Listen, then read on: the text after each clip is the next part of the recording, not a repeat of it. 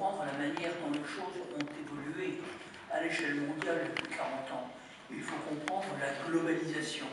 Et comment la globalisation, c'est-à-dire la mutation du système capitaliste vers un système financier, mondialisé, interconnecté grâce au numérique, comment cette mutation du monde qui aboutit à de profonds changements, déjà à l'éclatement de la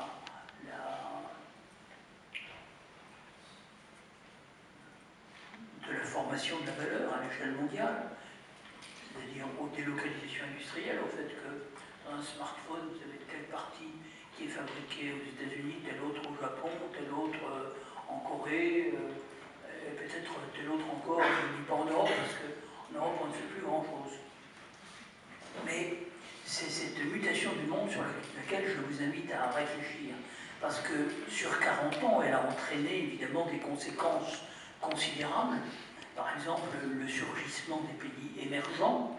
Alors, il y a les anciens pays qui avaient déjà émergé, il y a les émergents, puis il y a les immergés. Parce qu'il y a beaucoup de pays qui, sur à peu près 200 qui sont représentés à l'ONU, qui ne sont même pas des États, qui sont des quasi-États ou des États en faillite. Donc, nous sommes dans une situation qui a beaucoup évolué, puisque avec le développement de ces pays émergents, la Chine au premier rang, on parle des BRICS, Brésil, Russie, Inde, Chine, South Africa, Afrique du Sud. Il faudra en ajouter quelques autres, parce qu'il y en a quand même quelques autres. On pourrait citer la Turquie, on pourrait citer bientôt l'Iran, le Vietnam, l'Indonésie, la Thaïlande, d'autres pays encore. Disons que c'est une mutation du monde. Et la Chine aujourd'hui représente en parité de pouvoir d'achat les 3/4 du PIB américain. C'est-à-dire que dans peu d'années, la Chine sera une puissance économique aussi puissante, aussi importante que ne le sont les États-Unis aujourd'hui.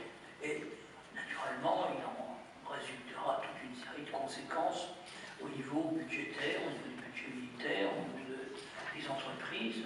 On voit que les Chinois sont capables de développer des très grands groupes à l'échelle mondiale, comme par exemple la veille, mais beaucoup d'autres. Donc, une des conséquences de la mondialisation, c'est la montée de la Chine, qui explique la réduction des indices de pauvreté. On peut dire presque à elle seule.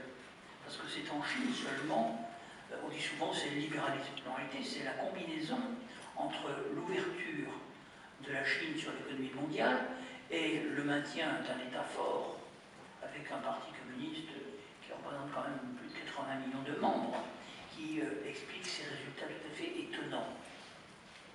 Les poches de pauvreté en Afrique ou en Asie du Sud n'ont pas été réduites. Autre conséquence de cette globalisation qui résulte, je le rappelle, de la libération totale des mouvements de capitaux et des services financiers, de l'interconnectivité du monde grâce aux réseaux numériques qui se sont développés dans ces 2 dernières décennies, et puis d'autre part du fait que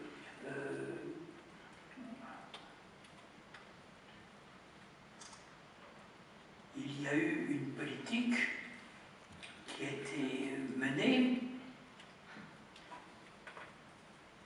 pour développer un modèle de développement à l'échelle mondiale. Ce sont les produits à bas coût fabriqués dans ces économies émergentes qui permettent de maintenir le niveau de vie dans les pays avancés, dans les pays riches. Donc vous avez ce premier phénomène que j'ai évoqué. En Europe même, la globalisation a aussi fait sentir ses effets. L'Europe a été une des modalités du libéralisme, du néolibéralisme. L'acte unique était un grand acte de dérégulation. En ont résulté des centaines de directives prises par la Commission, par exemple la directive sur les mouvements de capitaux, la libération du mouvement de capitaux, qui a pris effet en janvier 1990. Vous voyez que c'est assez vieux quand même, il y a plus de 26 ans. Et l'Europe, à la suite de la chute de l'Union soviétique, qui est quand même le point d'acmé de la période néolibérale, hein, c'est le moment où effectivement la bipolarité ancienne du monde disparaît, cette Europe va s'élargir vers l'Est, et par conséquent, elle ne ressemble plus aujourd'hui à ce qu'elle était dans les premières années, dans les années 50 ou 60. Hein, c'est une Europe qui est, je dirais, germano-centrée, parce que l'Allemagne est au milieu de l'Europe, qu'elle est le pays le plus peuplé, le plus développé industriellement, dont les excédents commerciaux font évidemment qu'elle est la puissance dominante dans le système de l'euro. Et par conséquent, nous ne sommes plus du tout dans la même Europe que celle qui avait été conçue dans les années 50-60 et qui a duré jusque dans les années 70, on pourrait même dire jusqu'à la chute du mur de Berlin. Politiquement, cette Europe était dominée autrefois par la France et dominée aujourd'hui. Est-ce par l'Allemagne? Est-ce, compte tenu de la faiblesse militaire de l'Allemagne et du fait que l'Allemagne est un pays qui a renoncé à toute ambition géopolitique, par les États-Unis? Auquel cas, il faudrait parler d'Euramérique. Si ce concept, que je ne l'ai peut-être pas inventé, mais enfin, j'ai peut-être inventé, hein, vous paraît éclairant. Donc voilà, sur l'Europe, 40 ans de globalisation produisent ce changement. Passons maintenant au monde arabo-musulman. Je vais me placer dans une plus longue durée. La chute de l'Empire ottoman n'est intervenue qu'après 2 siècles de décadence, au XVIIIe et XIXe siècle. La chute de l'Empire ottoman, on la voyait venir depuis longtemps, et le défi de l'Occident, à la fois technologique, militaire, l'islam, les pays d'islam, est le principal empire auquel, effectivement, en quelque sorte, habitué l'Empire ottoman.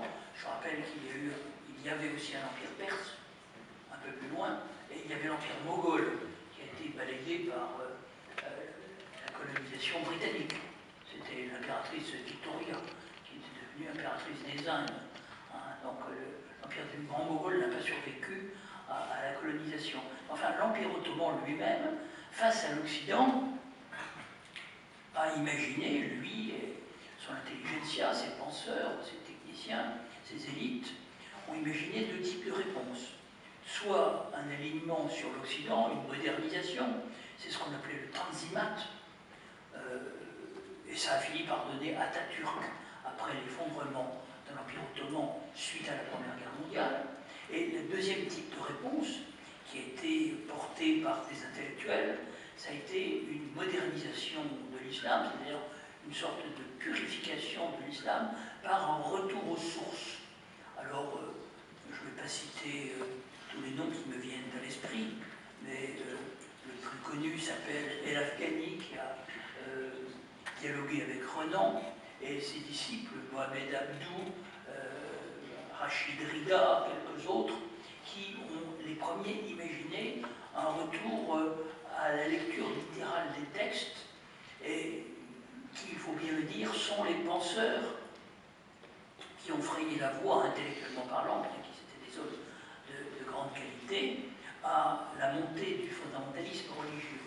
Celui-ci s'est manifesté dès la chute du califat par la création d'une confrérie, la confrérie des frères musulmans, créée par un Égyptien, Hassan el-Banna, et d'autre part, il s'est produit un phénomène qui n'avait rien d'évident, qui est la rencontre du wahhabisme, qui était le produit d'une alliance entre la famille Saoud, qui régnait à Riyad, et une famille d'imams, la famille El-Sheikh, qui était dans la grande tradition puritaine et littéraliste de l'islam, une version wahhabite qui a rencontré le pétrole. Car si elle n'avait pas rencontré le pétrole, elle serait restée confinée au désert de Rou al-Khali, où personne ne va parce qu'il fait trop chaud, hein, et par conséquent, ça n'aurait pas de conséquences. Mais la rencontre de l'Arabie saoudite et du pétrole, du wahhabisme et du pétrole,